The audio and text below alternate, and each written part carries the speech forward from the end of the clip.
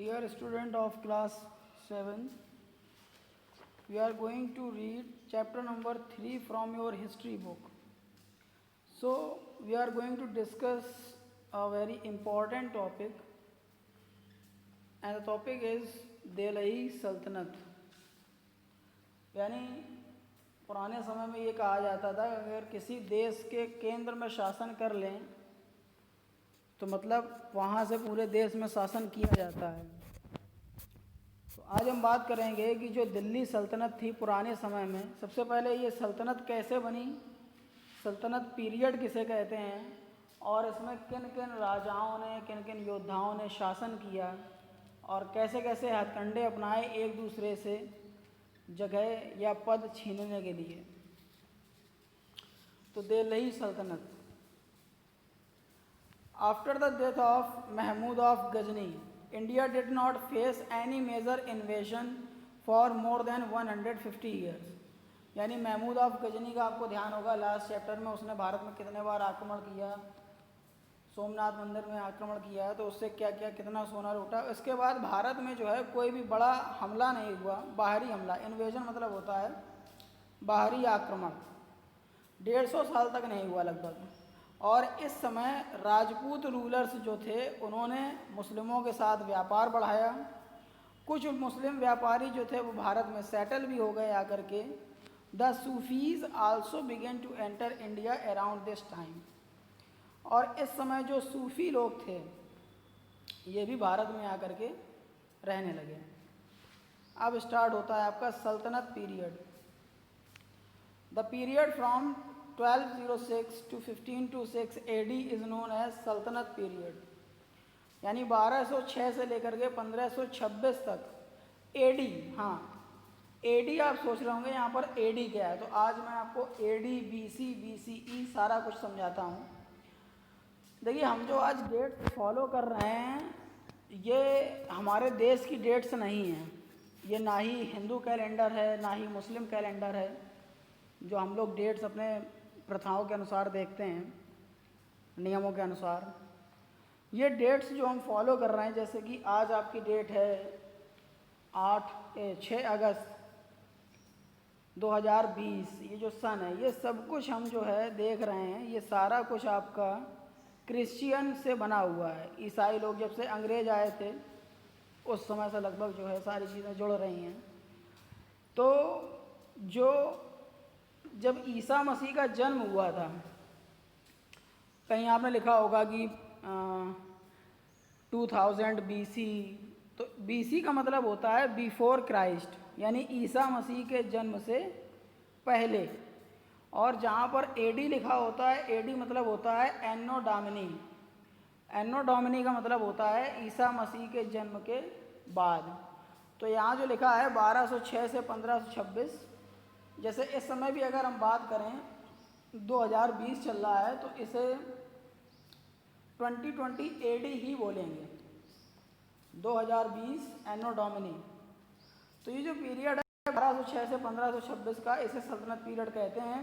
सबसे पहले तुर्क्स यानी टर्की देश में रहने वाले लोग और अफ़गान रूलर्स जो थे वो उन्हें सुल्तान के रूप में जाना जाता था।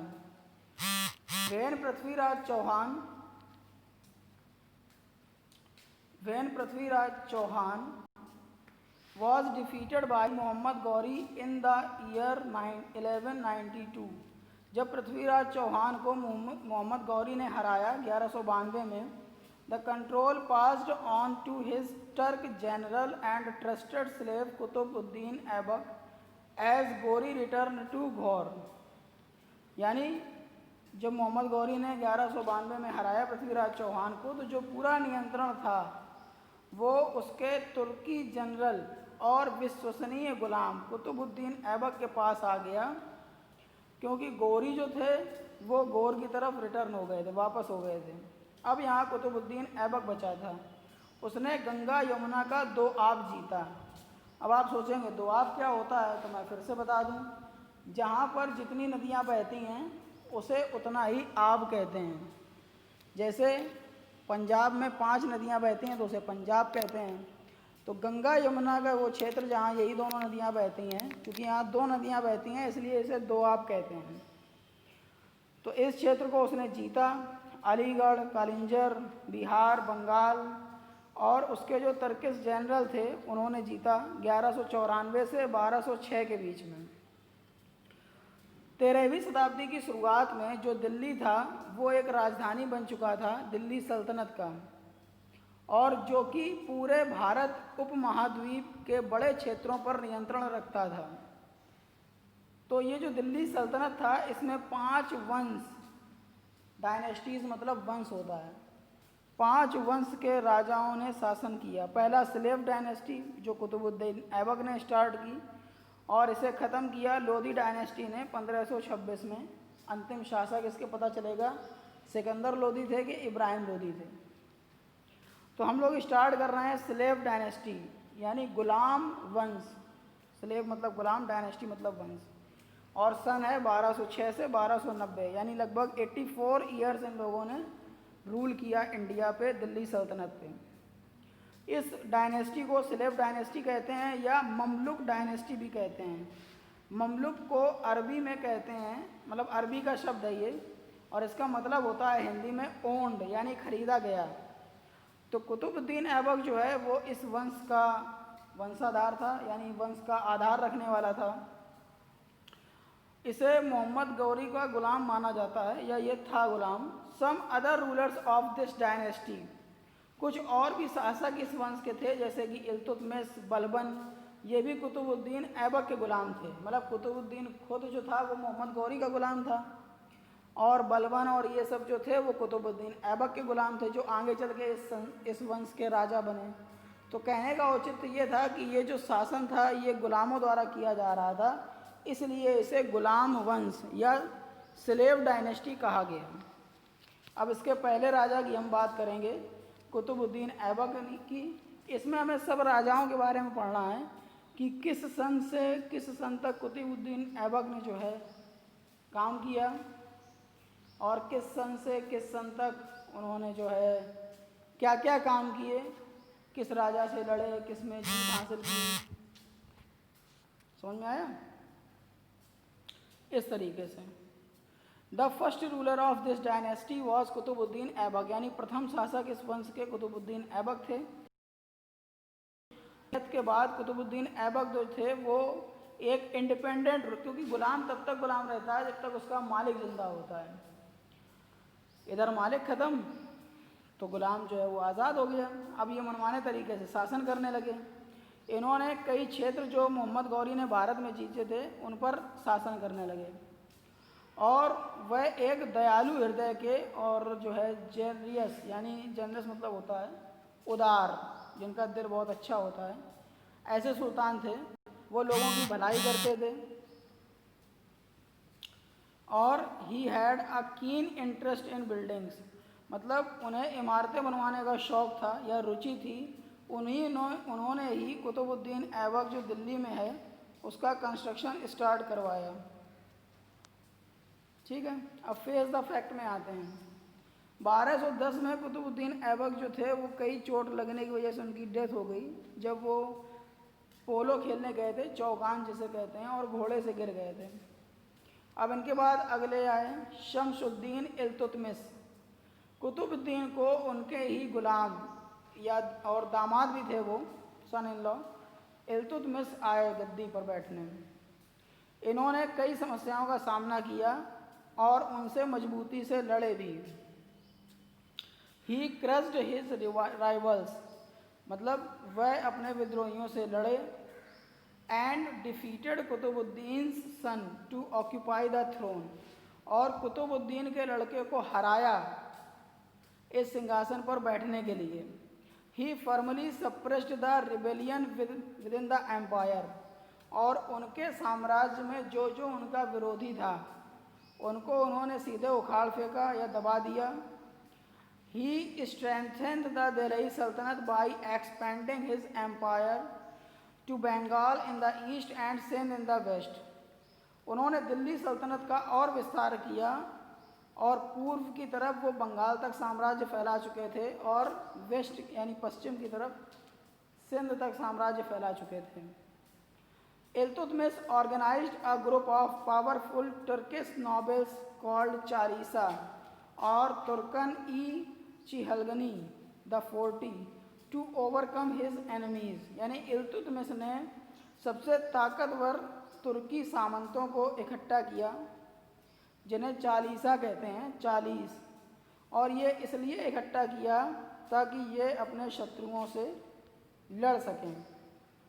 ये फर्स्ट पार्ट हो गया इस चैप्टर का। अब दूसरा है, he also organised the currency of सल्तनत।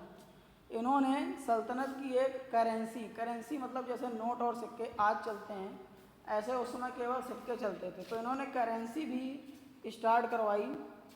ही ग्रांटेड लैंड्स कॉल्ड इक्तास। इन्होंने फिर ज़मीन बांटना शुरू किया, जिसे इक्ता कहते हैं, और ये ज़मीन दी जाती थी आगे जो सदस्य होते थे, ठीक है। And granted them the right to collect land tax from the regions. और उनसे फिर ये कहा कि उनके क्षेत्र में जो ज़मीनें आ रही हैं उनका टैक्स वही इकट्ठा करके लाएंगे। ही also protected the north west boundary against possible Mongol invasions. यानी इन्होंने उत्तर पश्चिमी सीमा की बिल्कुल सुरक्षा बढ़ा दी ताकि मंगोल लोग आक्रमण ना कर पाएं। ही completed the construction of Qutub Minar which was started by his father in law. जो मीनार की शुरुआत इनके ससुर ने की थी, फादर इन लॉ ने, उसको इन्होंने कंप्लीट करवाया। The eldest son of Iltutmish died. Iltutmish का बड़ा बेटा जो है वो मर गया इससे पहले कि वो सल्तनत को संभालता। So he declared his daughter Razia as his successor. आपने नाम सुना होगा रज़िया सुल्तान करके। तो इस तरीके से उन्होंने अपनी बेटी रज़िया को अपना सक्सेसर बनाया, सक्सेसर यानी उत्तराधिकारी बनाया। अब रुकन उद्दीन फ़िरोज़ शाह। अब जब रज़िया सुल्तान बन गई तो फिर ये नाम कहाँ से आ गया? ये नाम ऐसे आया कि जो 40 लोगों को इन्होंने इल्तुतमिश ने बनाया था चालीसा दुश्मनों से लड़ने के लिए, वही नॉवेल्स जो थे वो एक औरत के सिंहासन पर बैठने से दुखी थे। इसलिए जब इल्तुतमिश की मृत्यु हो गई तो इल्तुतमिश का जो बेटा था रुकनुद्दीन फ़िरोज़ शाह, उसको सिंहासन पर बैठाला गया। लेकिन वो एक अच्छा शासक नहीं था और अधिकतर वो आनंद लेता रहता था, खुद में एंजॉय करता रहता था, कहीं किसी में कहीं किसी में एंजॉय करता रहता था, शासन पर ध्यान नहीं देता था। There was confusion in Delhi and lawlessness prevailed. एक बहुत बड़ा कन्फ्यूज़न था, दुविधा थी दिल्ली और जो कानूनों को नहीं माना जा रहा था। Razia gathered the support of people. Razia ने लोगों का विश्वास या सहारा जीता और 7 महीने के बाद अपने शासन करने के रुकनुद्दीन को की हत्या कर दी गई नवंबर 1236। और जब उसकी हत्या हो गई तो अब रज़िया जो है दिल्ली के सिंहासन पर बैठ गई। तो अब हम पढ़ेंगे रज़िया सुल्ताना के बारे में। Razia was the first Muslim women to have ascended the throne. यानी अभी तक कोई भी लड़की सिंहासन पर नहीं बैठी थी, लड़कों को ही सिंहासन पर बैठने का अधिकार था।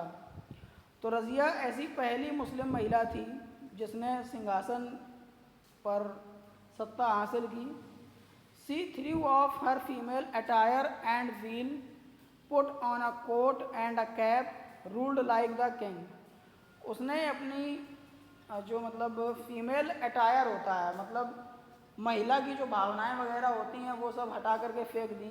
एक ये कहते हैं स्त्रीत्व, यानी स्त्री की जो विशेषताएं होती हैं वो सब हटा करके फेंक दी, और जो घूंघट होता है वो भी हटा करके फेंक दिया, घूंघट कहें या बुर्का कहें वील को, और एक कोट पहना, टोपी लगाई और एक राजा की तरह शासन करने लगी। She hunted and led the army in wars. मतलब हंट में शिकार करना, तो उसने शिकार किए। शिकार का मतलब ये है कि उन्होंने दूसरी सेनाओं को हराया और अपनी सेना का नेतृत्व किया युद्ध में।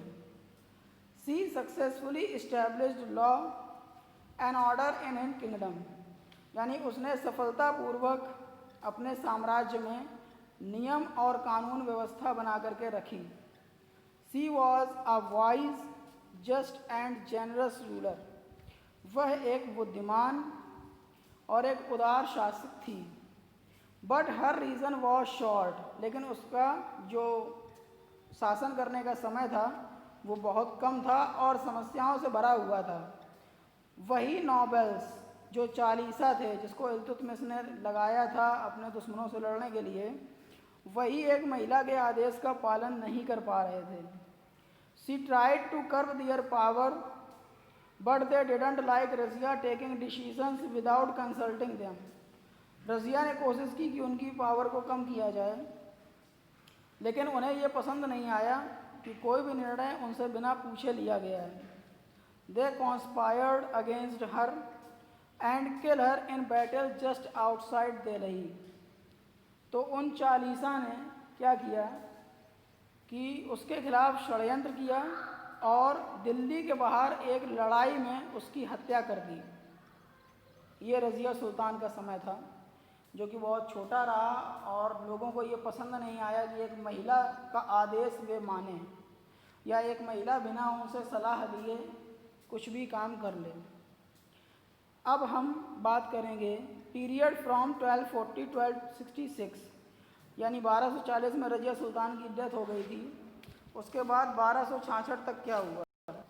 जब रज़िया की डेथ हो गई तो कई राजा आए और सिंहासन पर बैठे, लेकिन ये सारे कमज़ोर रहे और इतना बड़ा साम्राज्य नहीं संभाल पाए। उनमें से जो थे अनदर सन ऑफ इल्तुतमिश, मतलब इल्तुतमिश का एक और लड़के Nasiruddin Mahmud ruled the longest from 1246 to 1266। यह 1246 से 1266 तक इन्होंने शासन किया। But he was a puppet of in the hands of powerful nobles, लेकिन ये जो थे वो कठपुतली थे पावरफुल सामंतों के हाथों की। मतलब जो वही 40 लोग थे, चालीसा इल्तुतमिश के, बस वो जैसा कहते थे वैसा ही ये करते थे। अब हमारा अगला टॉपिक है गयासुद्दीन बलबन, यानी इसके अगले शासक।